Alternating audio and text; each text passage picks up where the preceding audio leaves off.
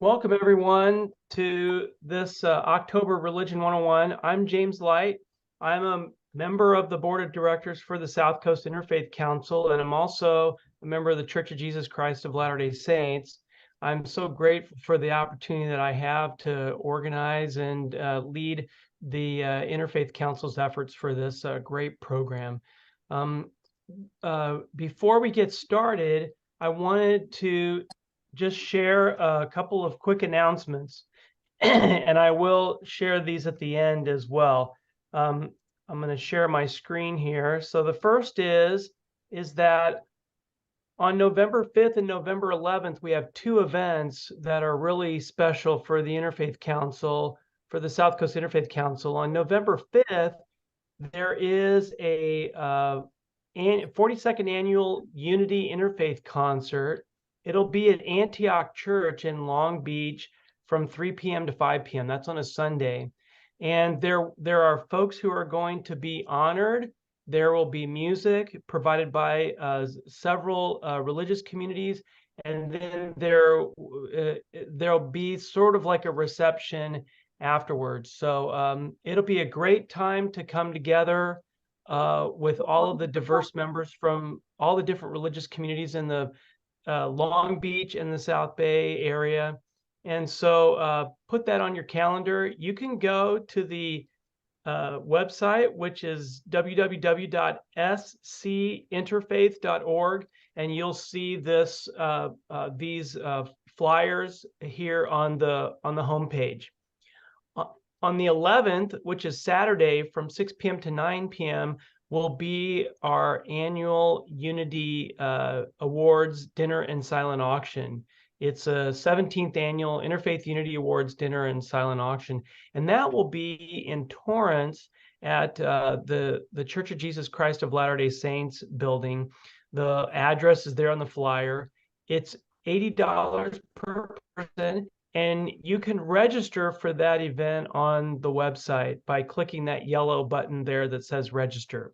So there'll be several folks who are honored and some religious communities in our area. They'll be honored, and Dr. Soboh will be the keynote speaker. So there'll be a lot of great parts of that. It'll be a great dinner. We're all of us on the board are really looking forward to it. So invite your friends, come with your friends. It'll be a really great interfaith type of event that brings us all together. So I wanted to announce that. The second thing is I wanted to announce we will not have Religion 101 in November and December. We'll have it in January, and the the speaker will be Swami Metahama, and he will talk about religious holidays and celebrations in Hinduism. So that'll be a great Religion 101 special topic as well in January. So you'll get more announcements from that as we get closer, but put that on your calendar. It's always the fourth Thursday of the month on the months that we hold the seminar, and it'll be a great event on Zoom. Okay, so with that, I want to introduce our featured speaker this month. It's Dr. Ahmed Soboh. I'll let you give your bio, but I will say that he has several roles amongst the Muslim community in Southern California, and so it's really a great opportunity for us to have him speak on the commemoration of holy days in Islam as a special topic. So what we normally do is, Dr. Soboh, if you want to offer some element of an invocation or prayer in the manner that you would in your faith, and please do. You can offer a closing when we get to it. We'll have you share your thoughts and experiences about the commemoration of holy days in Islam, and then we'll have questions and answers from the folks who are participating, and that'll be it. And it'll be a great opportunity for us to really learn more about some of the events we may individually be familiar with, but I know that we'll learn a lot. So I'll turn it over to you. Thank you very much. Thank you, James, and thank you everyone for being here tonight. From the names and the faces that I see, I bet you're all experienced with what I'm going to be talking about. So you all have Muslim friends, and I'm sure participate in some of the Islamic events in Southern California. Father Alexi is not a stranger for our community, so he might be able to give you the talk instead of me. So no. I'm here to learn. Thank you for your humbleness and gracious humility that you're showing everybody. I'd like to start with a prayer, if you don't mind. Oh God, we ask you to guide us among those whom you've guided. We ask you to protect us among those whom you've protected. We ask you to heal us among those whom you've healed. We ask you to bless everything that you gave us and to give us the wisdom, the strength, and the courage to say the truth in front of tyranny and in front of oppression, and to be able to make this world a better place. Oh God, make us agents of peace, agents of understanding, and give us the ability to bridge between peoples and nations. Amen. Amen. My name is Ahmed Soboh. I am the chairman of the Islamic Shura Council of Southern California, which is the umbrella organization of all the mosques in SoCal, from San Diego all the way to Ventura. We have about 70 member organization underneath us, from mosques to Islamic organizations. We are the voice of the Muslim community, the 700,000 Muslims who walk in the Southern California area. I'm also the imam, or the religious director or spiritual leader of the Islamic Center of Yorba. I live in the city of Yorba. I'm also on the side, I'm a dentist. I have practice in Newport Beach and in Pomona. I'm a father of 3 kids. My oldest is in college, and my youngest still 11 years old. My wife, Sarah, and I'm originally from a small town called Bethlehem. I don't know if you heard about it, but that's my hometown. And I've been in California since 1999. I'm sure you've previously, if someone spoke about Islam or you've attended an Islamic event, you know many of the faith. So it's good to have some prerequisites or some points explained before we get into the topic of the discussion today, which is some of the foundational information about Islam that will relate to what we'll be talking about today. So I'm sure all of you know Islam is literally, it means submission to God to achieve peace in life, which means anyone who declares or pronounce that they are Muslims, they are saying or they're admitting that they are following the instructions of God and understanding that God knows best and that God provided us guidelines to follow so we can have a better life. That's what a Muslim means. Many people do not know the difference between Islam as a religion and the culture of Muslims. I ask the question quite often, what is, if you close your eyes and you imagine a Muslim, what pops in your mind? What pops in your brain? Most people say a guy with a big turban, long beard, a guy with a white robe, a woman wearing the hijab. And they all the images are for people from the Middle East.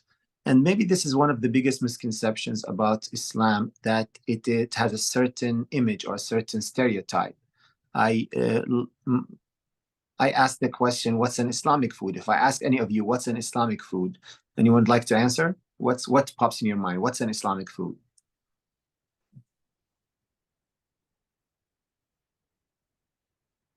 Dates. Dates. What? if you want to unmute.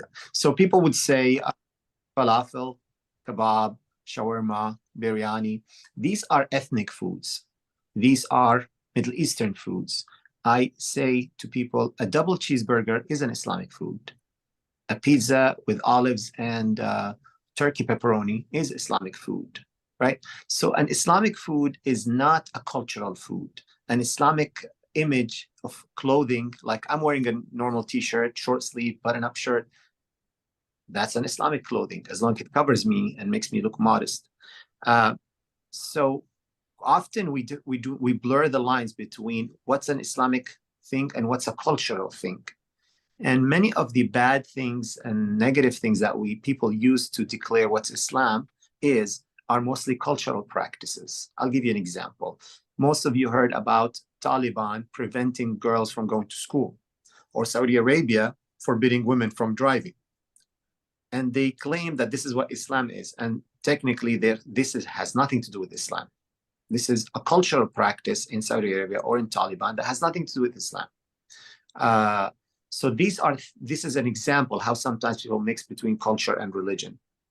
The other also misconception that will help us in understanding the topic for today is that many people think that all Muslims are the same.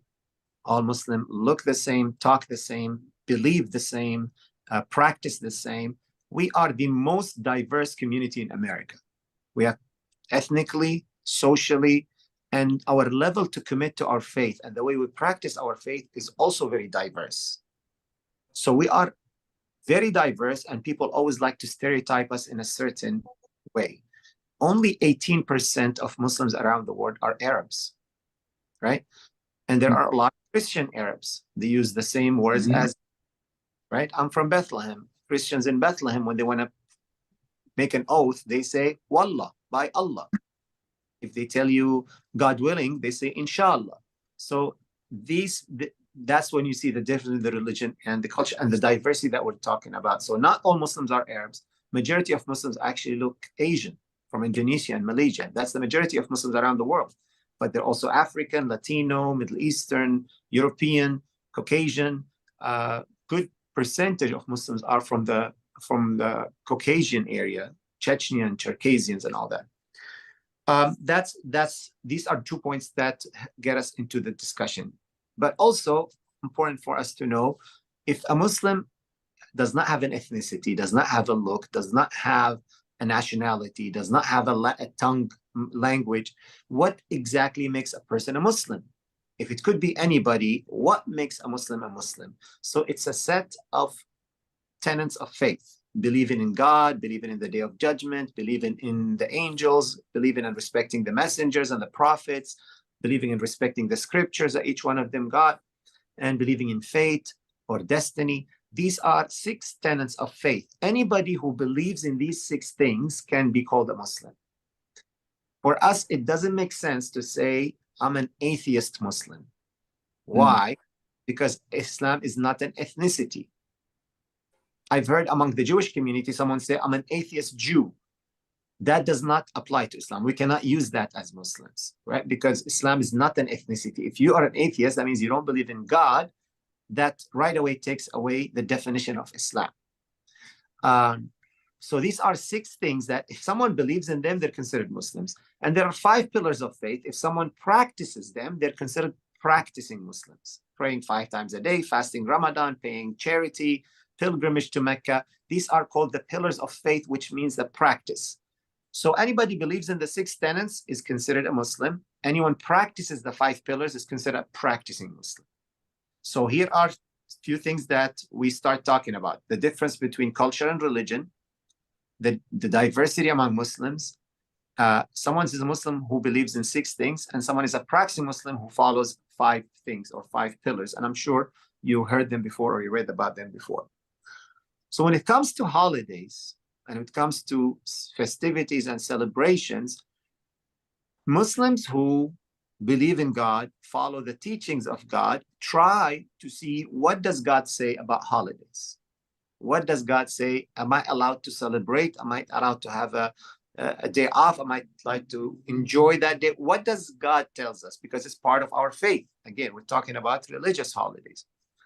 So when it comes to holidays, Muslims can categorize holidays into mainly three groups.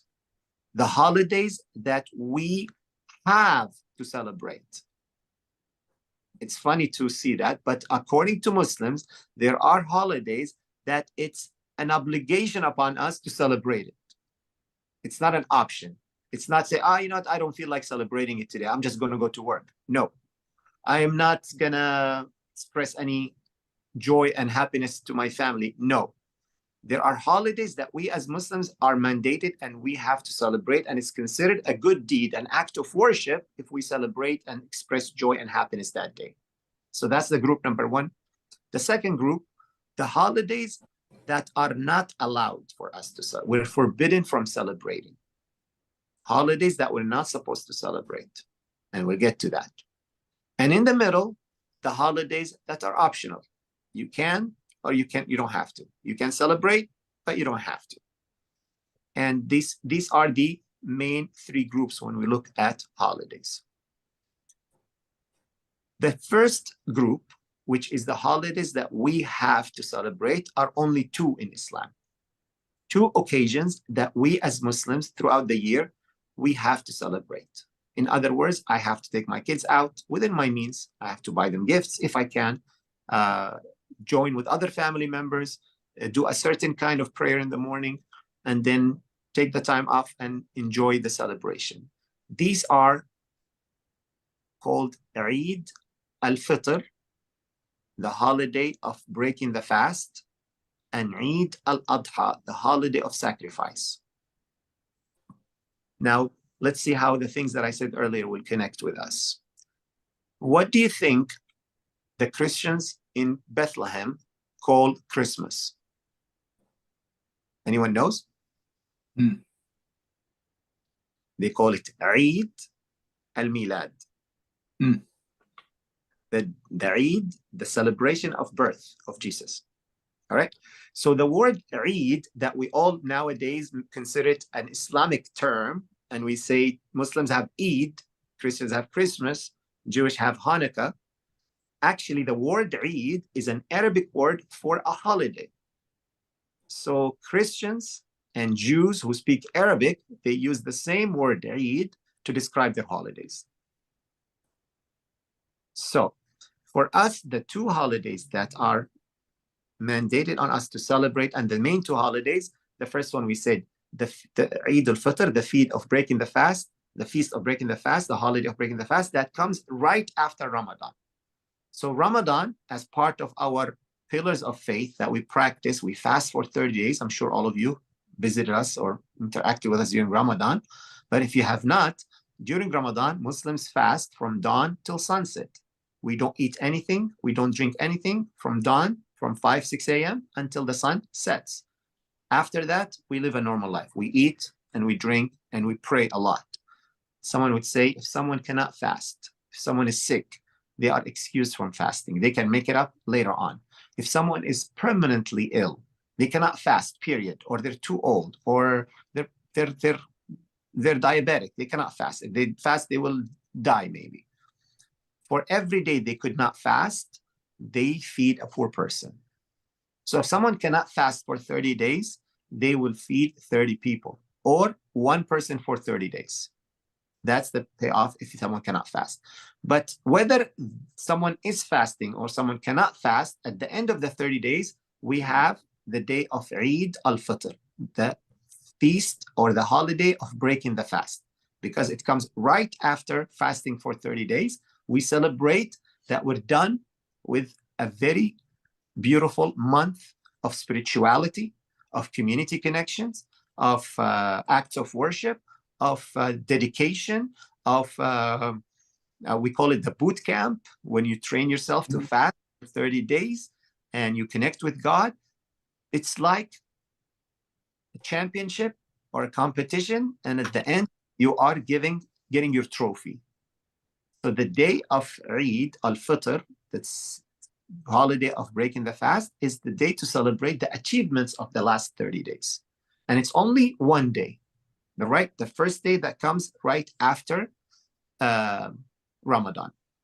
In that day, we gather in the morning at 6 or 7 a.m. and we do a prayer. And then after that, we celebrate. Every culture, remember the diversity, remember the difference in cultures. Every culture has its own way of celebrating. If you go to a Muslim country, for example, it's a day of festivity. Everyone's going to the market, buying dessert. The theme parks are full. Parents buying gifts to their kids, uncles giving money to their nephews. It's a whole celebration in the society that you can see it as you are walking in the streets of any Muslim city or any Muslim town. Here in America, every mosque, every community try their best to express joy and happiness. I myself, for example, after I give the sermon, because it's a prayer and a sermon on the morning of Eid, I bring a big bag full of toys. And I tell the kids, after the sermon, I want you all stand in line. I want to give you a gift to each one of you. One year, I got 500 to 600 roses. And I said to the kids, come and take one of these roses and give it to your mom, because she's been taking care of you for the last 30 days while she's fasting. It's an extra effort on her. So every person, every community has its own way of expressing joy and celebration. We tell our community members here in America, try your best to take the day off. If you need a letter from the Shura Council to express to your employer that this is a holiday, to allow you to take it off, to give it to your school, to let them take it, to let you take it off, we can provide that letter for you. So this is the first Eid or first holiday that we are mandated to celebrate. The holiday of breaking the fast comes right after Ramadan. The second holiday that we have to celebrate is the holiday of the sacrifice, Eid al-Adha. And it comes right after the end of the pilgrimage season. As we said earlier, the 5 pillars of practicing faith, one of them was fasting Ramadan. One of them is pilgrimage to Mecca. Once in our lifetime, we go during certain time of the year and spend about a week or 10 days doing acts of worship and rituals in Mecca. The last day of this season of pilgrimage becomes the first day of Eid, the first day of the holiday of the sacrifice. Now, this holiday is a little bit longer. It's 4 days. And in those 4 days, we try to express joy and happiness and celebration of the unity that took place in Mecca among all the Muslims.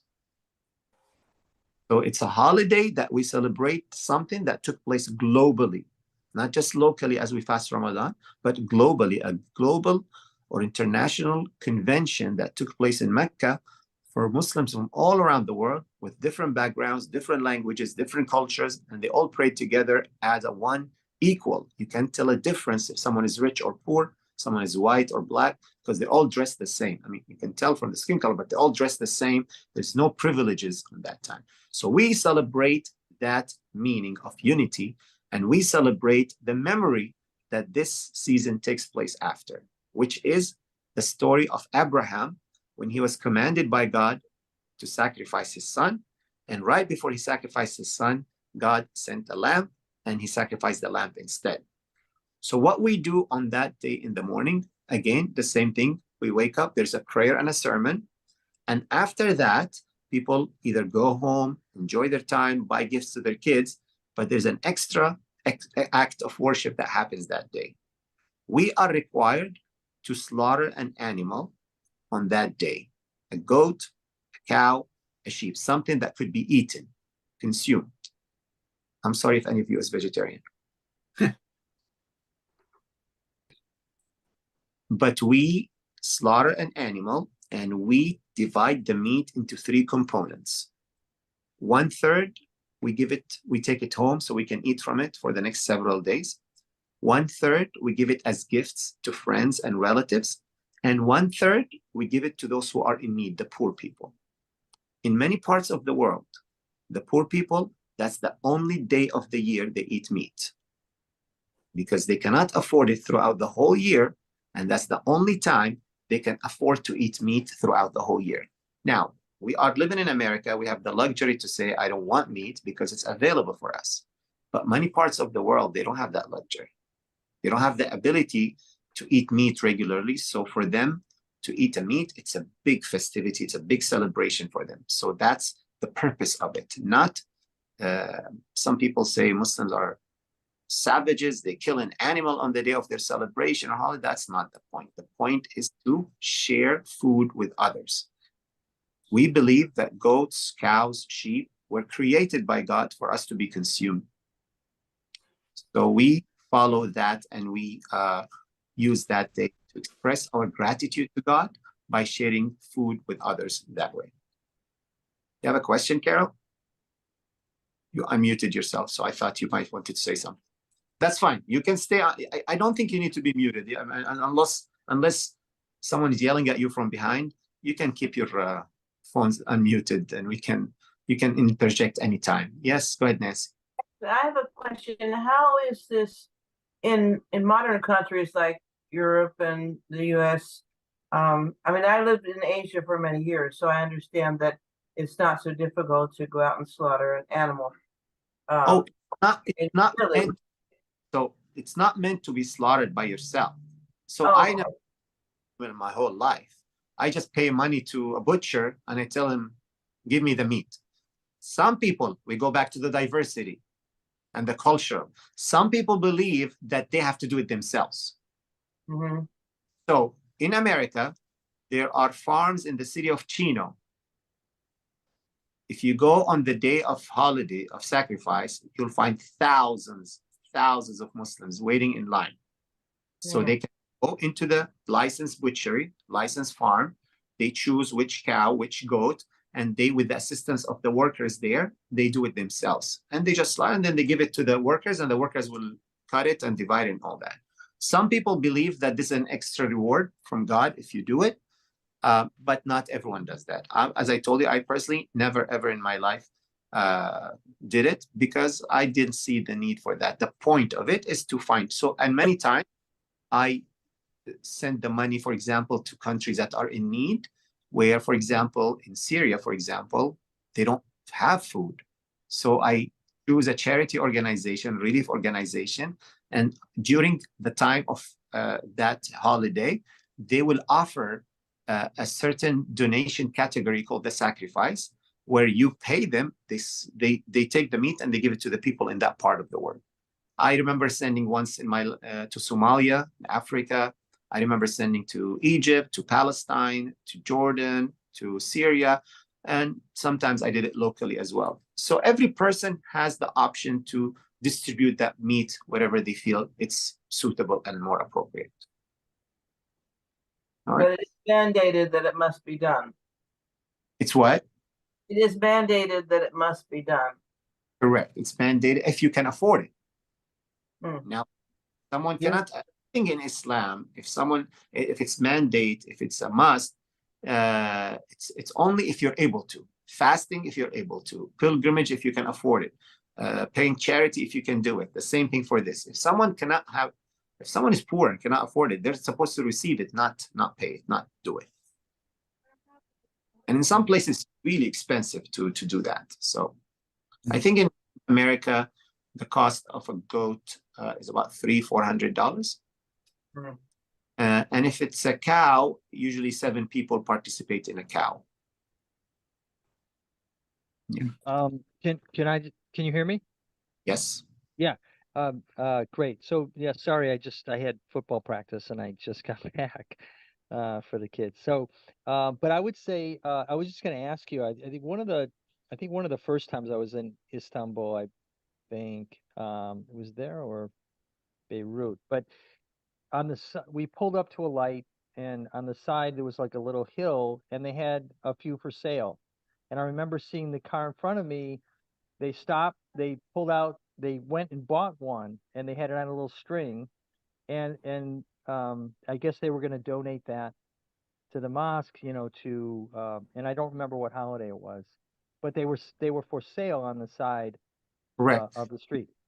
And that's the season to buy a sheep or a goat in those parts of the world. You'll find people raise the goats and the sheep for that day of the year because that's their biggest sales season of the, just like any other product that has its own time of the year that many people want to buy it. So yes, you'll see that if you're driving in any Muslim country street, cities during that time, you'll see many places where they put the sheep on the side, like an empty land, and people go and buy it and they take it with them. What's funny and sad at the same time, as we were growing up, what many families would do is actually they bring the sheep, they buy it like a week earlier because they don't want to wait until the day off to save money. You know, just flowers on Valentine are more expensive, so you buy it a week earlier, or you buy so you buy it a week earlier or 2 weeks earlier or even a month earlier. And what happens, you raise it in your backyard and the kids becomes a pet. And the saddest thing for these kids when they keep going, I know a lot of my friends, they are vegetarian because of that moment. They stopped eating beef or meat because of an incident like that. And we, I mean, it's sad and funny at the same time. But yeah, I mean, if someone wants to sacrifice an animal, they should not allow their kids to build a bond with it or connection with it. But yeah, this unfortunately sometimes takes place. In Islam, though, it's important that the way the animal is sacrificed has to be very, very humane. I don't know if you've seen a video for an Australian farm owner, and he used the Islamic way of slaughtering an animal, and it's amazing how he recites some prayers on it. The animal just pretty much surrendered and just lays down and do nothing. The animal cannot see the knife, Islamically, cannot see it. The animal cannot see another animal being slaughtered in front of it. The animal should not be tortured with a dull knife. It has to be very sharp and very swift. And I think has also the kosher rules has something to do with this as well. But according to Islam, there's a clear statement that if you're slaughtering an animal, make sure you don't torture it physically and emotionally and mentally. Don't let it see other animals. Don't take a baby animal from its mom and slaughter it. And you know, so there are so many rules that to make sure it's humane and it's done in a very merciful way. But again, we don't want to over exaggerate how people sometimes say, no, it's not allowed. This is according to us, we believe that they're created for human consumption. We eat burgers. We all eat steak. We all eat chicken nuggets. Our kids eat chicken nuggets all the time. These did not grow on the tree. These did not, right? There was a chicken that started to be eaten, right? So this is just to keep people in realities, like, you know, this was created by God for you to consume. That's how we live. So that's the difference. That's one of the difference between the two holidays. The one that's the holiday after Ramadan, the holiday after pilgrimage. This holiday is 4 days, as we said. So people in those 4 days in Muslim countries is kind of national holidays. People off from school, off from work. They visit each other. They get together. Here in America, we try to do the same as much as we can. Sometimes it's hard to get 4 days off. So they end up taking 1 or 2 days only and combine it with a holiday, with a weekend, and then they enjoy that. People travel on those days. It's similar to Christmas season. It's like that's how it is usually in Muslim countries. Yes, go ahead, Tom. I'm sorry. Please. So, just a quick question. So there are two main Eids. Eid al-Fitr right at the end of Ramadan. Correct. That one I know, and then there's the other one, right? That's Al-Adha, this Eid of sacrifice, right after. There's just two though, right? During the year. 2 during the year. Yeah. Yes, and you came a little bit late, but I said the word Eid or Eid is not necessarily Islamic, because Christian and Jewish Arabs, they use the word Eid to describe their holidays as well. So Easter, for example, is called Eid al-Fish. All right. Christmas, Eid al-Milad. I think Good Friday, Eid al-Sha'anin. Eid, always. Chinese, yes. Yeah. Right? Yes. And Bezich, or the Jewish Passover, Eid al-Bezich, or something like that. So people who speak Arabic, they use the word Eid, not only to religious, also to secular holidays. Day of Independence, called Eid al-Istiqlal, Eid of Independence. Your birthday, Eid Miladak, the day of your birth. So the word Eid is not just for Islamic holidays. Nowadays, we use Eid just to say, oh, this is the Islamic holiday, but that's That's just became the trend, but usually it doesn't mean that technically.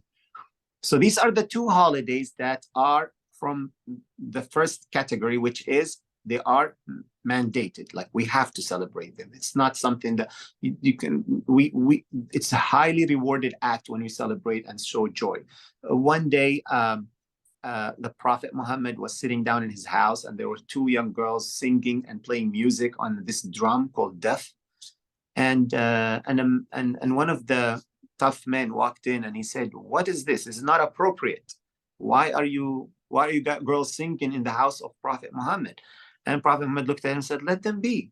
Today is a day of holiday. It's Eid. Let others know that we have room for joy and celebration in our religion. It's not all about being serious and about being working." And this is a very important concept in Islam, that we believe that our life should be serious, but it has room for some fun and entertainment, not the other way around, where people live all their life about fun and entertainment, just some seriousness here and there. So this was the first group. The second group, the holidays that we're not allowed to celebrate. And these holidays, there are out of three reasons why we're not allowed to celebrate them. If they are a religious holiday for somebody else, if it's other religions, we as Muslims, for a reason or another, God said, you have your holidays, you don't need to celebrate other people's holidays. Now, it doesn't mean we cannot extend our greetings, it doesn't mean we cannot extend our warm wishes, but it's not my holiday to celebrate. So it's frowned upon Muslims who put, for example, a Christmas tree in their house and celebrate it, or celebrate Diwali and put some kind of, which is a Hindu holiday. So other religions' holidays, we are not allowed to celebrate it. When I was a little kid, because I was in Bethlehem, I remember it was very common that we get eggs on Easter and we color them and start hitting them with each other, and the egg that does not break is the winner and all that. But that's part of Bethlehem's culture because religions are together. But that's okay. But when someone says, I'm a Muslim, but I'm celebrating the Hindu holiday because I believe the gods of the Hindus are blessing my house, that's when we're not supposed to do that as Muslims. The second reason that we're Tom, go ahead. Oh, I started to interrupt. I was just thinking about No, like growing up in a Jewish neighborhood in Chicago. So we, everybody, all the kids are celebrating Christmas, and we couldn't have a Christmas tree, but it wasn't really about religion. It was about the presents and, kind of the family stuff. But I know that kind of feeling, right? It was frowned upon for us to have a Christmas tree, correct. Kind of thing. So nowadays people are arguing Christmas is not a religious holiday anymore. It's about presents, about consumption, and about all that. So it's okay, no problem. You say, you know what? That's a Christian holiday. You rarely see Christians celebrating Eid with us, right? It has its own holiday. There is no reason for us to let us enjoy our uniqueness without having any bad feelings about it. So well, when it's I want to say that it is an excellent point, though, that in our church, there often, during the time period of Christmas, there is an emphasis from our leaders and stuff to like remember the purpose of Christmas, right? That it's not the material things and things like that. So it is admirable to, and I like that you sort of resonate the idea that it is a caution that it can become like more of a cultural practice, and folks can forget about the religious and spiritual and sort of significance of a holiday. And so I can understand how the emphasis on it's interesting to identify which holidays not to celebrate, because it relates to how folks express their faith, right, in your religion. So and how they are devoted to the religion and those principles which folks follow. So, and there's a lot of respect to be had for that. Good. Remember the diversity point that we talked about earlier. Muslims are diverse in how much they practice their faith. So some of them do celebrate other holidays. I'm trying to give you the guidelines of that. But also among the Islamic scholars and religious figures, there is a slight disagreement on the permissibility of extending greeting on holidays of other religions. I think similar in the Jewish community, maybe it was at some point, don't say Merry Christmas, say Happy Holidays, for example.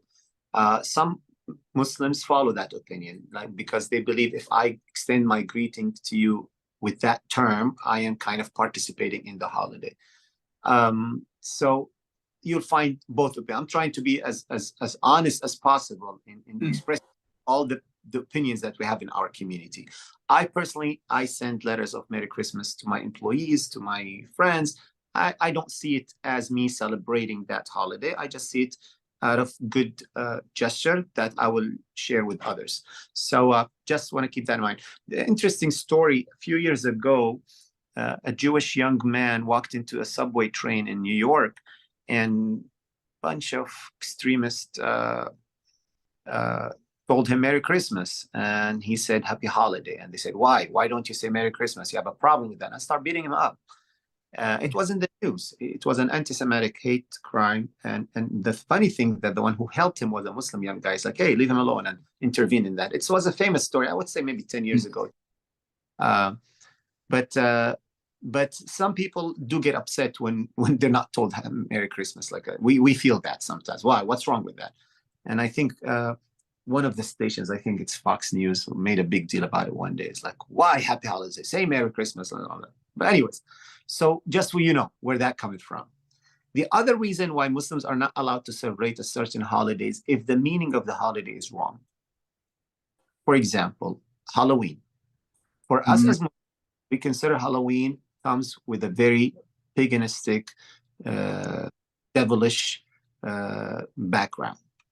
Not only that, the way people dress nowadays is not just, it's not like we look at it as the devil is really present, like little kids with red horns, and it might still cute and funny, but for us, we consider that celebrating the devil is not something good for us as Muslims.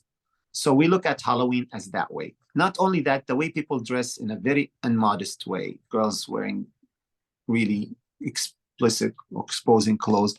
So the meaning of it and the way it's practiced is considered wrong for us. So we're not supposed to celebrate it. So what we do on Halloween, we call it festival holiday or festival day celebration. We invite the kids to the mosque. We have puppet show, we have candy, we have food, we have sometimes reptile show, so they don't have to be exposed to what's going on in the neighborhoods when people come knock the doors with their outfits and all that. We try to give an alternative for that by putting costume parties for the kids. They can dress something nicer, superheroes, Spider-Man, Superman, nothing exposing and modesty for the girls, and the boys as well. So we try to make that alternative for them. So this is another reason why we don't celebrate. So Valentine is another day that promotes sexuality, promotes dating, relationship without marriage. We say if someone is taking his wife to a Valentine date, that's okay. But according to Islam, you're not supposed to have a girlfriend. So don't tell me, can I go with my girlfriend to celebrate Valentine? So that is something that's, we look at it that way. If there's a lot of waste, that's another reason why the practice itself is not good, even if it's an Islamic practice. On Eid and wasting so much food, even on our own Eid, is not supposed to take that place. So wastefulness, other things that will make the holiday not permissible for Muslims to participate in it. A third reason why it could be not allowed for Muslims to participate in it, if it's what we call it an inventive religious holiday. Let's say someone says, I want to celebrate and make it a religious holiday for the first day of the lunar month, for example. By the way, I'm sorry, I forgot to mention that the Eid, the Islamic holidays, go by the lunar calendar, which means they are 10 days earlier every year. So sometimes they are in the summer, sometimes they're in the winter, sometimes in the spring. So kind of rotate every 33 years. It has a full circle. So if someone decides to invent a holiday, but make it religious holiday, like a holiday that is religious, that this is God asked me to make this holiday, then it becomes impermissible to participate in it because it's not something that God told us about it. This is the concept of innovation. We believe in Islam that our acts of worship are from God, not from us to invent. You cannot just invent an extra prayer and say, I'm going to start praying that way. You cannot invent and say, you know what? People fast Ramadan. I'm going to fast Ramadan and the month after it. You know, extra fasting. We're not allowed to do that. Go ahead, Tom. Sorry. So when, what is considered a sanctioned holiday? Is that something in the Quran or Hadith, or is Correct. that It's so coming. if it's not in there, then it's not culturally made up or over the years by It custom. also made up, or someone invented it, or someone made it up. And if we make it a must on us to celebrate it, it becomes impermissible. Some people make it a must that every year on the anniversary of my father's death, I have to go to the graveyard and I have to pray and I have to read Quran, and make it a must on them. If they start committing themselves to something that's innovated or invented by them, that makes it impermissible. So the three kinds of impermissible or not allowed holidays, if they belong to other religions and it's a religious holiday, if they are have bad meaning or bad practice, just like in Halloween. And the third one, if we commit ourselves to something that's innovated or invented. If, again, committed, that's a very important point, because when we get to the third category, we'll talk about the holidays that are permissible, but they're not mandated. So we can explain that point a little bit further. So now we go to the third. Any question about this so far? So many points and so many structures. So the third group, so the first group was the holidays that we have to celebrate. Second group, the holidays that we cannot celebrate. The third group is the holidays that it's permissible, but it's not a must. We can, but we don't have to. For example, my birthday. I can celebrate my birthday. It's not religious, but I don't have to, right? Or the first day of the lunar year, of the Hijri calendar year. I can celebrate it. I don't have to. Or the birthday of Prophet Muhammad. Prophet Muhammad himself did not celebrate his birthday, did not make it a religious holiday. He did not make it, nor his companions. But nowadays, many people like to commemorate that anniversary and celebrate it. Okay, as long you don't make it a must on you, then it's permissible. You can do it or you don't. National holidays, 4th of July, Thanksgiving. Thanksgiving doesn't have, unless we go into now what's going on about the native Indians and all that. But let's say a day of giving thanks that others did. And it's not religious. It has nothing to do with Christianity, Judaism, Hinduism, Buddhism. It's a day. We're permissible. We can do it, but we don't have to. So again, 4th of July, Thanksgiving, New Year Eve, and all these other holidays. Like Labor Day, Memorial Day, Veterans Day. There's all sorts of those that are throughout, President's Day. There's all sorts of those throughout the year, right? Exactly. There's no religious foundation in it for other religions, and doesn't have a bad basis or foundation. We're permissible. Or if it's a religious holiday that's not mandated by our religion, like certain anniversaries, again, throughout the year, we can do that. So these are the three groups when it comes to religious.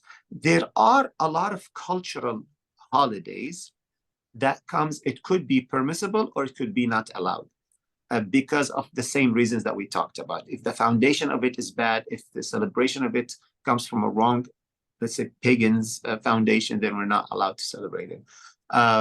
Cultural holidays. Have you heard about Nowruz? Nowruz, Persian holiday. That's a cultural holiday.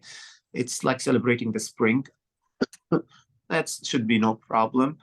I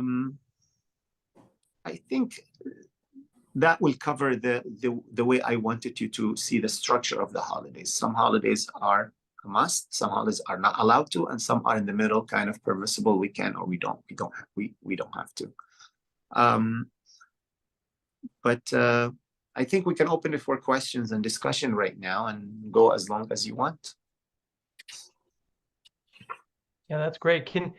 I have a first question.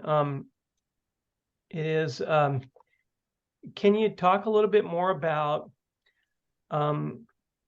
you gave some examples about how you try to create an event that's like positive and appropriate and stuff for especially, I sort of got this in your description, especially for your youth. Yes. And can you give some, maybe elaborate a little bit as to what Sure. are, what are the things that you do perhaps in the mosque with the leaders, or what you try to promote through your Shura Council to sort of help families make good choices about positive and wholesome activities, right? Because it doesn't hurt to have sort of guidance, right? Sort of help and support. It's not always like telling people what to do. It's like enticing them to have good opportunities to have positive experiences in coming together as a community. Whether it's, and clearly there's enough structure with the mandatory holidays, so that maybe that isn't a big element of it, but with all of these other sort of optional holidays and stuff like that, and folks making choices that are, trying to be positive with their youth, especially to help them make good choices. So can you Sure. elaborate on that?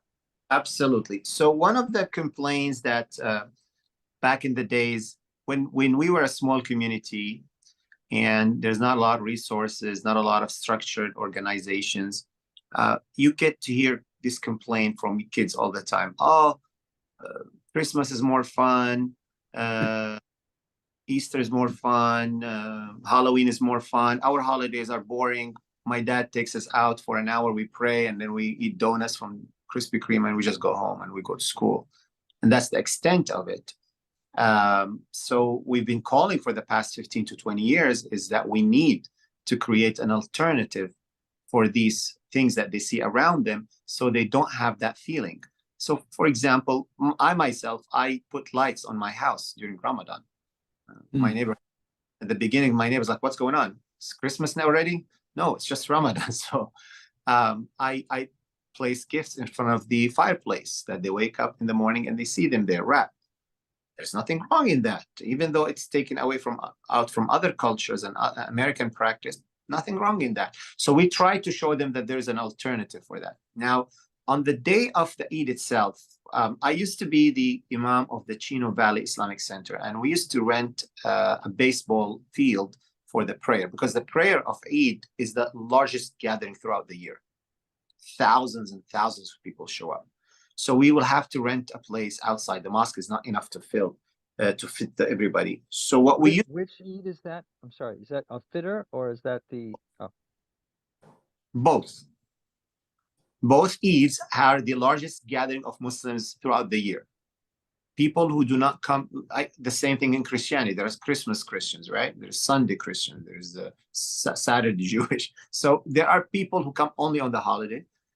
So Muslims, the same thing. We have people throughout the whole year don't only come there. So what we used to do when we rent the baseball field, we rent all these rides and all these jumpers and all these food trucks and barbecuing and game trucks and all kinds of activity, and we stay the whole day there. So with all activities, we make like a small carnival. And other mosques do the same, but usually the first weekend after, not on the same day. So throughout the few weeks after the Eid, you'll see a lot of these carnivals and celebrations popping out in every area. Actually, my mosque this year in Yorba, over 6,000 people showed up to the carnival, and ABC News made a report about it. I don't know if you saw it. It was in the night news. It was huge. I mean, I feel bad for the neighbors. So was it was over 30, 40 food trucks, rides for the kids, face painting, petting zoo, all kind of stuff. So we try to make that for them, to show them that. And we insist on the fathers and the mothers, please take the day off. Take the day off. Even if you're not going to go to a carnival, at least have breakfast, lunch, and dinner with your family. Let feel that bond. Okay? And the parents get upset with me because I tell them right after the prayer, go to Target or Walmart, make sure you buy a toy for your kids.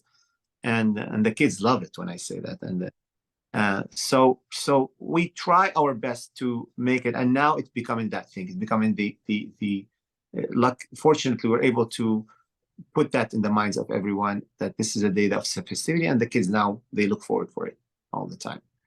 There's something called Eid, from the word Eid, which is the financial gift, the money gift. So kids are expecting that we will be receiving money gifts from uncles, parents, grandparents, and all that, and they put it in their safe, and they make sure they buy something with it later on. Yes, go ahead, Thomas. Oh, yes. I was going to say, you know, in Judaism is kind of similar. We kind of adopt Hanukkah's become more of you know, we give presents over the 8 days, and yeah, which was not really historical, right? It kind of, you know, it's always at Christmas time, right? So it's always become in fact, a lot of people call it Christmaka. And you know, but the question I was going to ask you is, in celebrating the holidays, in Judaism, there's quite a difference.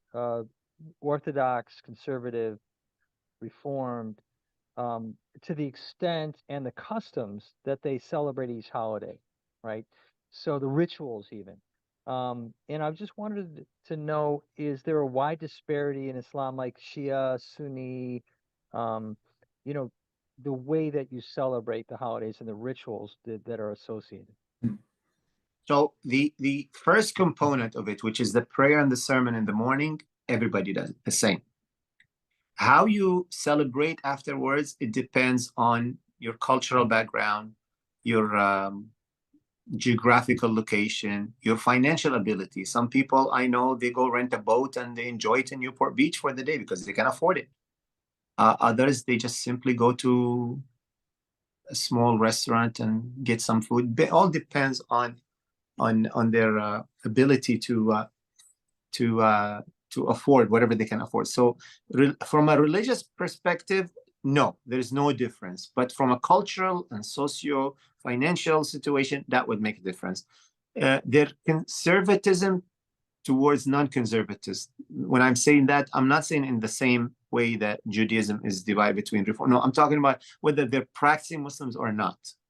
So if they are practicing, you'll find the festivity are more conservative. If they're non-practicing, they'll have it more lavish and more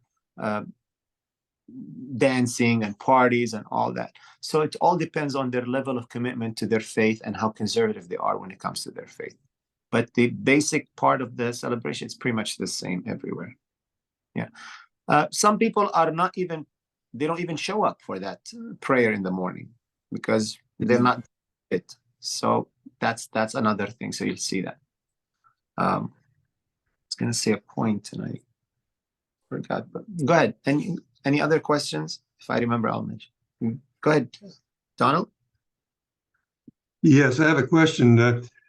I've been at one of these celebrations as a member of an interfaith group, and I'm sensitive to our interfering with something that's holy to you and having non-believers show up there to share in the wonderful things you have maybe just looking at it as a cultural thing.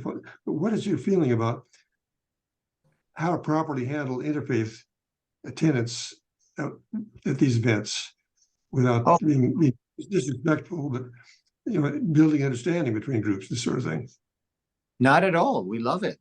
We love it when people participate in that. So you have people from other faiths that join us, and they come and they enjoy it. They enjoy we open it. Like if there's like a petting zoo, a party, a bump jumper in the neighborhood, we invite everyone. Like bring the kids, let them have fun, let them eat, let them. So we do that. We had, but let's say some members of the Muslim community who are not necessarily committed and they're far away from the community, far from their faith, we encourage them to come. And when I talk to the imams and the ones who give sermons, I say, on that day, make your speech targeting those people. And I advise that to every pastor, priest, rabbi. There are levels of your sermon. Those who come only once a week, they have a certain level. Those who come once a year, they have a certain level. And those who come every day to the mosque, in our case, they're advanced. So you can talk to them a little bit more advanced. So I say, customize or cater your sermon on Eid to the people who come once a year. Talk at their level. Try to take that opportunity to make them become regular, to come more often to the mosque or to come part of the community. I personally, that's what I do. When I speak on the Eid day, I'm talking to those individuals who only come once in a while. So we welcome everyone. We never had, I mean, as long as someone comes dressed appropriately, I mean, we don't want people coming in their really inappropriate clothing. But people understand that, people know that, but no, everyone is welcome. We don't look at it as disrespectful at all. If you decide you want to join us on that day, you're more than welcome. I'm curious how many people showed up who were not of your faith when you had the 6,000. Usually invite the mayor, if we invite the chief of police, if we invite these officials, but not many people. It's early in the morning. As for the carnival that takes place, I mean, some people bring their friends with them. You'll see here and there a few people. But for the morning prayer or ritual, it's very rarely that someone will just decide to come because it's very early in the morning, 6, 7 a.m. But it would be okay. Absolutely. Nobody will be bothered. No one will be insulted at all. Same thing on Friday afternoons. Anybody can come who wants to. Absolutely. Absolutely. I would advise that you let them know that you're coming so that someone can take you in. So you don't feel overwhelmed or awkward. They'll just find you a place. They'll tell you where to sit and all that. We get people all the time visiting our mosque on Fridays. That's very common. Go ahead, Thomas. Sorry, I just have all these Go things ahead, Thomas, thinking of. Please. Yeah. Okay. So, well, I was going to say, yeah, I've been to Friday prayers a number of times and been invited to pray with everybody else. Amazing experiences with that. And I did have a question as to Hajj. Is that something that is open to anybody, or is it something that is more? No, it's only for Muslims. The whole ritual thing is only for Muslims. The cities of Mecca and Medina for many, many years until now, they're very strict that only Muslims are allowed to go, and that's based on the Saudi government rules that only Muslims are allowed to go to Mecca and Medina. Even though recently there have been calls and saying why, there were Christians and Jews in the times of the early Muslims who were living there, no problem. The pagans, people who worship the idols, were not allowed. That's what the Quran says, because they take over or something. That was the case at that time, because that was the fight between the pagans and the Muslims. But nowadays, there will be a gate, the boundaries of the city of Mecca and Medina, and it says if you're Muslim, you can take a detour and go through a different route. You don't go through the city. But no, pilgrimage is not open for everyone. I wish I can take everyone and show them, because it's one of the most beautiful things you can see. It is absolutely, the closest thing you can get to experience it or know it, watch a documentary called Inside Mecca. And I think it's National Geographic or PBS, one of the two. You'll find it on YouTube, Inside Mecca. And it takes the trip of 3 people, I think from America. They will go and do pilgrimage there. And it's very nice. It's a very nice description and beautiful thing to see. So yeah, I wish people can see how 2 million people don't speak the same language, different backgrounds. They're all standing, and the moment the prayer starts, everyone stand in line and just move and sing when just listening to the prayer. It's just I cannot express the feeling with words. Well, I was going to add that it makes me think in my church, we worship in temples, and that's for members, and even not all members. You have to meet certain, criteria to be able to participate in the ritual parts that are there. But I also I resonated with what you said about, your encouragement of the imams to invite folks to, that maybe aren't normally there, because every 6 months our church has what we call a general conference. We have 2 sort of intense days of lots of speakers, and it's broadcast over the internet and satellite. It used to be satellite in the old days and stuff. And there are always several, not all, but several talks that are given that are really aimed at folks who are maybe showing up, like out of the blue, right? And to invite them to, participate more fully and things like that. So that's a really nice thing, and it makes a lot of sense for, I mean, it's a very positive thing to encourage people to make a change, right? Make a positive change that will, bless them, bless their lives, their families' lives, and things like that. So thanks for Absolutely. sharing that. Thank you. It's like a worldwide gathering, virtually with millions of people. Similar in some ways, we're all gathering together. It has a lot of sort of similar aspects for sure. Yeah. And the concept of equality is very important. The concept of, I mean, people go to Hajj, where they come back, usually they come back developed certain skills or feelings. Number one is the feeling of equality and humility. It's like, even if you're a millionaire from Beverly Hills, you're still gonna have to wear those same white pieces of cloth next to a cab driver from New York, who could be homeless from whatever. Could be so you just have to pray next to them, shoulder to shoulder. You also develop the feeling of sacrifice, because when you go, you might be living in a fancy house, sleeping in a fancy bed, but you give up that. You have to actually have a simple life in those 8 or 10 days. You have to be able to forgive, because when 2 million people get together, not every same level of education and good manners like you might be standing in line to go to the bathroom, and someone just jumps in front, goes there ahead of you. You need to learn how to be able to forgive and say, it's okay, let it go. People might push you, might stress on you. So these are things that we develop as we go through that experience. Yeah, I would just like to comment on that. I think that I can only speak for Catholics, and I've led certain pilgrimages to the Holy Land, to Bethlehem and to Jerusalem. I think we can learn from you about the aspect of making these really religious pilgrimages. Sometimes they become more tourist things. Yeah. People I have to have my picture taken next to the tomb of Christ. I have to have my picture taken in the Church of the Nativity in Bethlehem. Yep. Rather than, we have to focus more on the sites that we're experiencing and our religious renewal that they're supposed to call forth from us.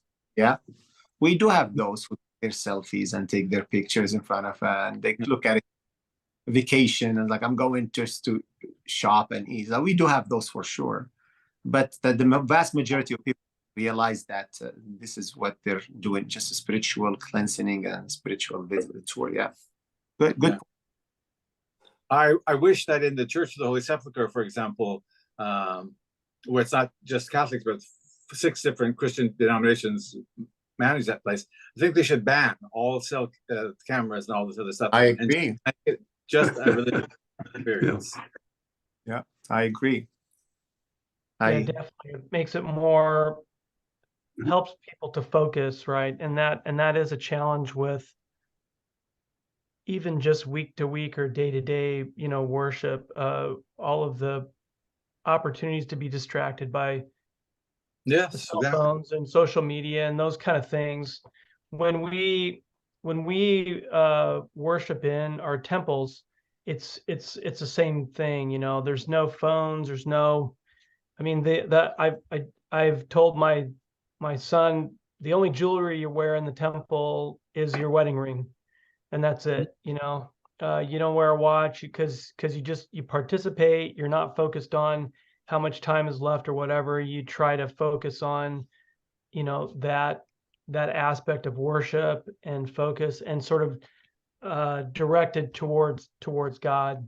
So Yeah. yeah, that can be a very powerful experience for folks. In I in, do in conduct a youth session. Uh, Usually they know that they have to all bring their phones and put it on the table in front of me. So usually I'm giving a talk for 15 to 20 youth. I have 15 or 20 phones on my phone in front of me. And last week I was a guest speaker at a youth event in another mosque that's not mine. So I walked in and there are like 30 kids. So I asked them to put a table in the middle. And then I asked them, what do you think I'm this for? No one knew. It's like, each one of you bring your phone and put it there. 5 minutes to be able to get rid of their phone and put it on the table. People are attached to it. It's just such a ridiculous way. They're welded to them. Yep.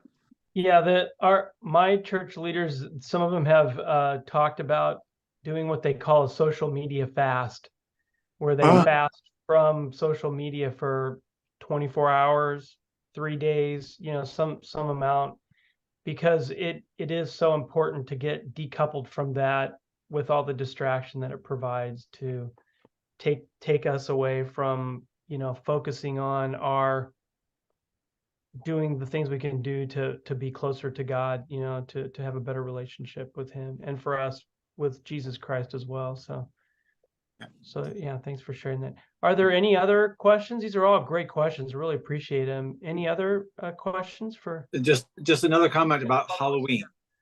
Yes. I'm impressed at the way how you handle Halloween. In Catholic culture, Halloween is the eve of All Saints' Day. So initially, the idea of dressing up in Catholic culture would be you would dress up as a saint that you wanted to honor or imitate their life. Well, that idea has certainly gone out the window a long time ago, and people are dressing about anything but saints. And so I wish there would be some way that we could revive that idea as well. Very nice. Yeah, that's good. I mean, again, some Muslims are okay celebrating Halloween and they do pretty much everything. They dress but again, I'm trying to give you what the mosque tries. Yeah. That I resonate with that as well. On Saturday, in our local congregations, we're having a trunk or treat, and a lot of it is really to sort of model, modesty, positive behavior, sort of emphasize the community and the fun, as opposed to, just some of the negative aspects that go along with that. And it gives folks an alternative, if they don't feel comfortable taking their kids out to neighborhoods and seeing stuff that's whatever, negative, gory, scary, whatever, it gives them a positive alternative, right? To be able to, more than anything, just celebrate as a community. I have a question then sort of related to that. Are there other, aside from sort of the regular pattern of worship, daily or weekly, are there other opportunities for people to come together? Do you have like activities or social activities like around the mosque? I know that obviously during Ramadan, the fast is broken with a iftar, and here in Carson at Imam Kareem, in his mosque, they had an interfaith iftar, and that was a really great positive experience, that just brought a lot of people together from the community. And I've participated in a few activities when they opened their mosque and dedicated it, and also then the interfaith iftar, and those are great activities. So are there activities that you do to sort of bring people together, or is there, let's say, enough frequency with sort of the regular pattern of worship and coming together during, those, the commemoration of those periods in the calendar that sort of meets the need? Yes, of course. That's the events and the gatherings are throughout the week, and it's all based on how active the leadership of the mosque. Like the mosque I'm in is considered very active. Every Thursday at noon, there's a barbecue or something for the seniors, program for the seniors, people who are above the age of 65. They get together, they eat, they have some kind of exercise, workout, some kind of activity, some kind of thing. You have the youth events that's on the weekends or in the evenings. You have we of course every community does have the interfaith iftar. That's pretty much everywhere. Last weekend it was the open mosque day. Maybe some of you have been to another mosque because it was the open mosque day. All the mosques opened their doors for the community. In our community, we did a butterflies garden where we gather people from the interfaith community and our community, and we planted certain plants that attract butterflies. So now there are sports activities, tennis, pickleball, soccer, basketball. So we do have those. There's the Girl Scouts, Boy Scouts. So yes, it's throughout the week. There's always things going on. And again, based on how strong that leadership of that community. Some mosques are just open on Friday for just that prayer, and that's it. But again, it all depends on the people who are working there, how active they are, and how much how we use the same term, activity, right? It's sort of how active a family as a person is as to how involved they are with, all of those types of events that happen, in the community. Marietta put a question in the meeting chat, and I'll share it, and it'd be interesting to hear your thoughts. She says, I think the question is, what is the role? Are there any differences, or what are the differences between the roles of men and women, or male and female, in these types of celebrations? Or I shouldn't say just the celebrations, but also the religious observance of the holy days in particular. there is no much distinction from a religious point of view, except for the position of the imam. The imam is the one who gives the sermon. Usually it's a man.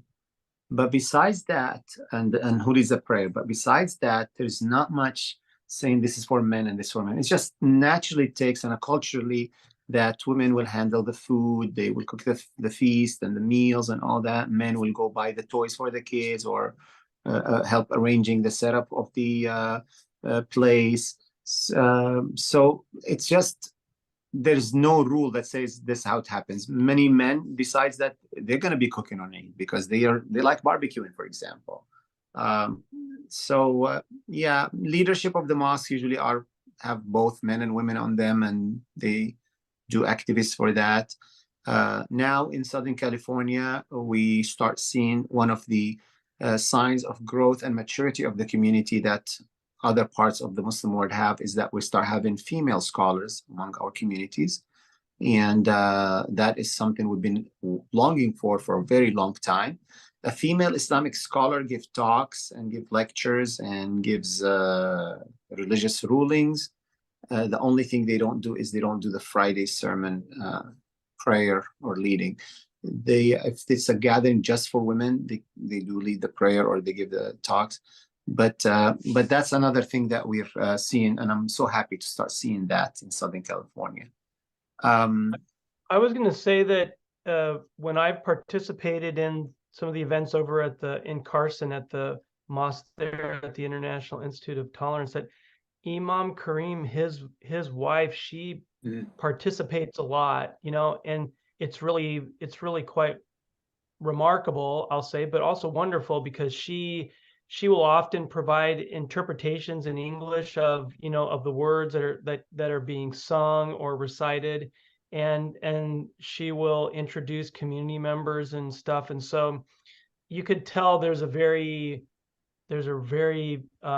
significant role that she has sort of in the life of that community. And so I don't know if that's common, or if that's And unusual, or how that works typically. back to the 2 points that we talked about, the culture and the diversity that we have in our community. The first thing, that some mosques are culturally extremely conservative, and there is no room for women in that. And these places are dying.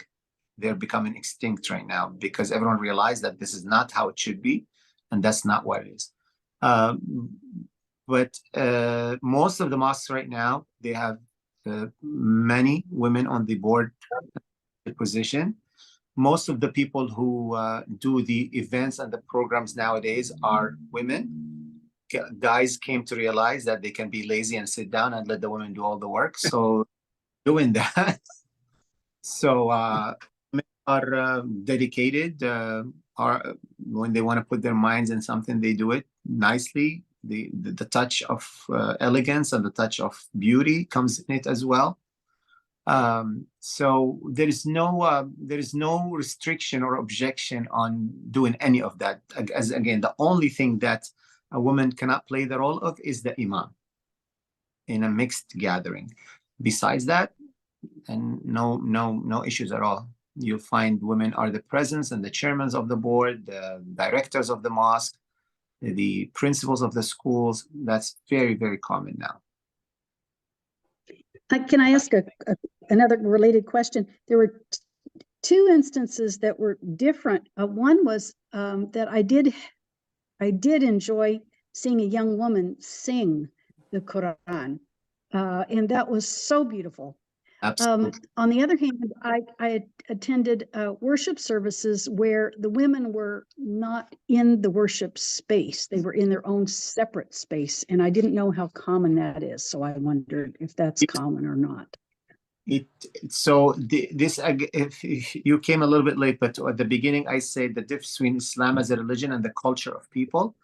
It's a very practice that either you don't have a good place for the women in the mosque, or you have a separate room for them. So we've been putting the idea as, let's go back to how the mosque was built in the days of Prophet Muhammad, which is the right way. And in that mosque, men and women were in the same room, the same hall, women in the back, front, simply because it's not appropriate. Because if you notice how we pray, we bow down and we prostrate. To do it in front of a man. That's how we look at it. We're very modest culture. So, but unfortunately, many cultures, when they first came to the United States, either for financial reasons or for cultural reasons, they did not create a good space for women in the mosques. The results of that many women grew up without getting connected to the mosque. And now, later on, the community realized that was a big mistake. So now, every single mosque, especially the newly built, they have the most beautiful section that women can enjoy. And you can hear that from the women themselves that grew, and they saw the evolution or the development in how mosque spaces are centered. So any mosque that either does not have a place for women or have a very small separated area for men is kind of outdated. They're going away right now, little by little. Now, they could be two big halls with a curtain in between or a little divider in between. That's still acceptable. Some women feel more comfortable that way as well. But you'll find out that most of the big and new mosques are opening and giving the women the option to be within the main hall, or they want to go to a private area as well. I really admire.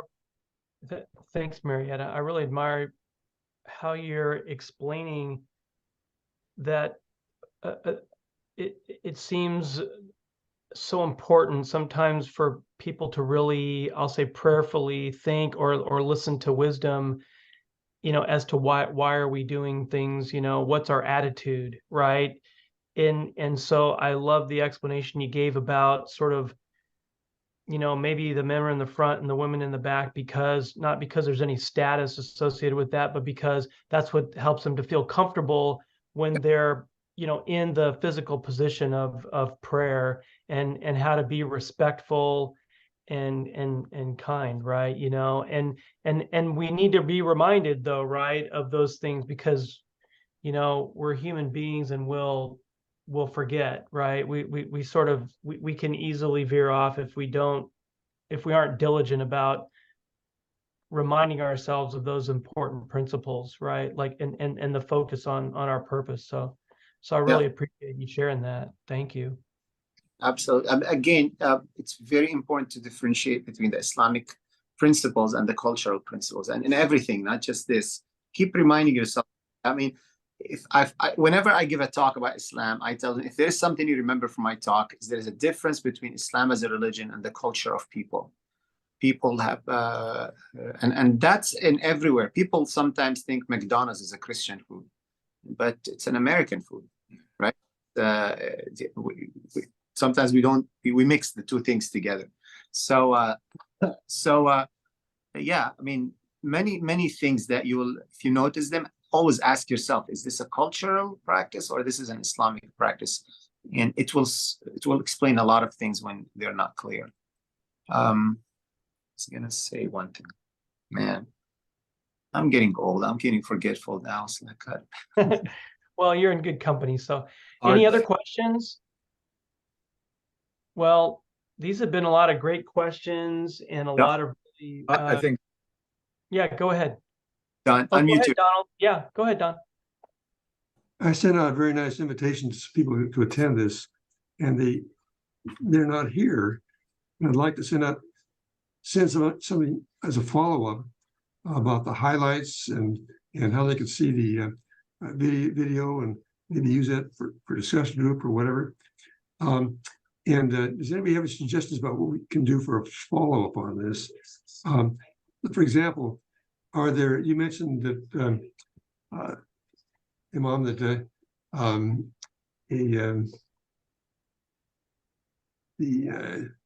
where is it now? Anyway, you mentioned a YouTube program that could be watched. Can we direct them to some really good websites or YouTube programs? I'll tell you what we'll do. What would you suggest? Here's what we'll do. So, Ahmed, if you want to send me a link, email me a link of something like that or anything else that you want me to include in the YouTube description when I post this video to our when we post it to our YouTube channel, then that'd be great. I usually provide a link, so I'll probably provide a link to your page on the Shura Council, and also for your local Islamic center, and because it has sort of bio information and stuff, which is really useful, and it gives some people.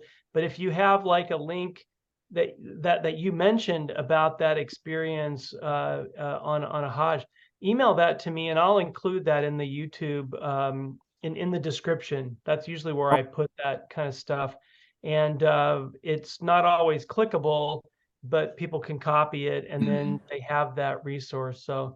So yeah, that's a good. Thanks for that suggestion, Don. And yeah, for sure, I'll send out an email when this program is posted on our YouTube channel, and please share with your friends down there in Orange County. So, and thank you so much for all the work you do to promote.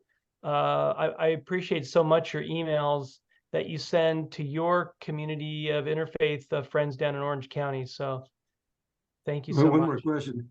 If I were to direct them to one good website to learn more about Islam, what would that be? You can go to, if you want advanced, sophisticated knowledge, there's something called Yaqeen Institute. Yaqeen, YAQEEN,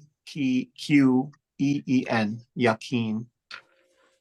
That's like an Islamic think tank, and but it has a lot of research, like a research center, and does a lot of information. Yaqeen Institute. Institute, okay.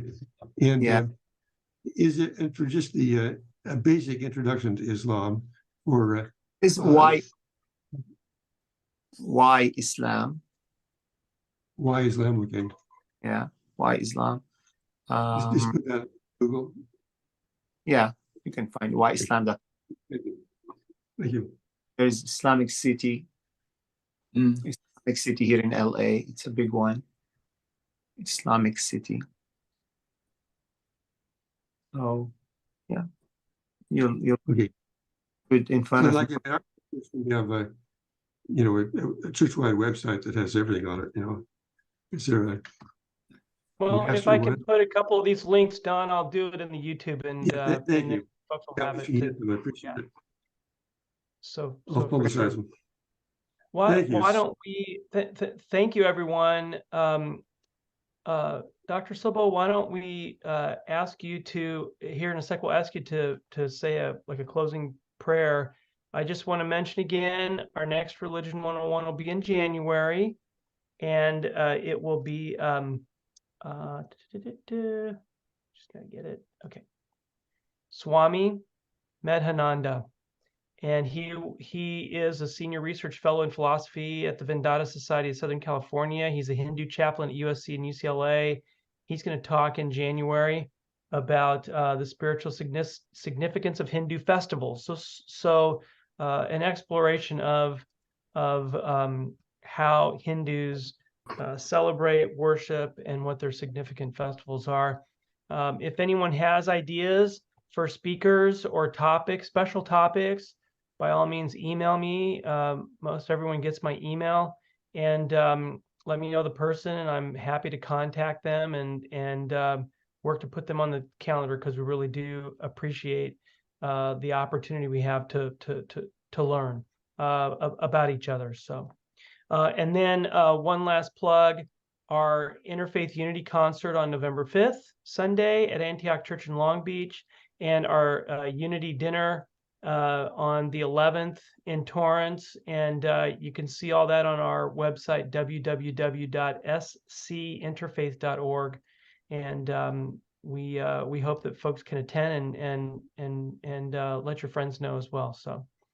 So Dr. Soboh, thank you so much for really a remarkable talk, a seminar. I mean, I learned a lot, which is what's so great about Religion 101. We think we know, something, and then we have someone with such knowledge and insight to speak. And so it really was so enjoyable, and really thank you. So I'll leave it to you to offer any kind of invocation that you'd like, and then we'll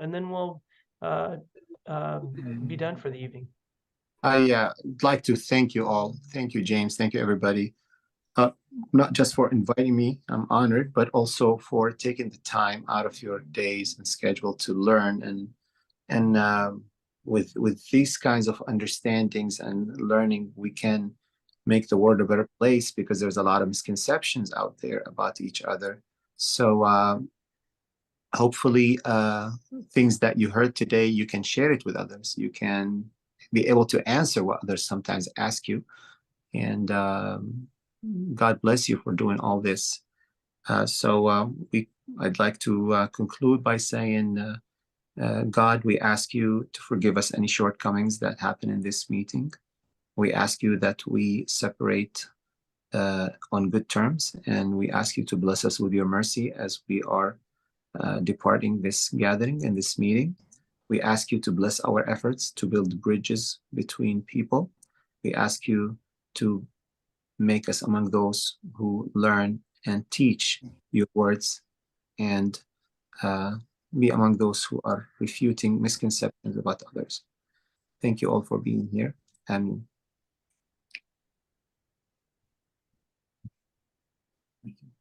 Amen. Thank you. Thanks, everyone. Have a great evening. Yeah. Bye Thank you now. so much. take care. My pleasure. Thank you all.